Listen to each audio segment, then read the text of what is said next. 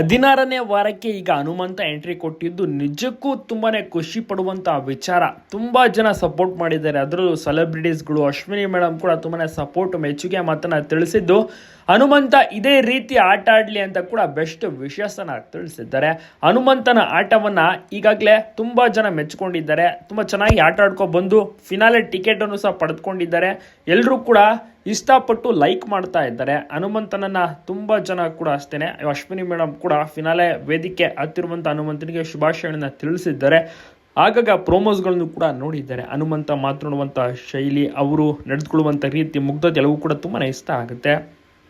ಇನ್ನು ಫಿನಾಲೆ ದಿವಸ ಯಾವ ರೀತಿ ಮಿಂಚ್ತಾರೆ ನೋಡಬೇಕಿದೆ. ನಿಜಕ್ಕೂ ಹನುಮಂತು ಗೆಲ್ತಾರ ಏನು ಅಂತ ತಪ್ಪದೆ ಕಮೆಂಟ್ ಮಾಡಿ.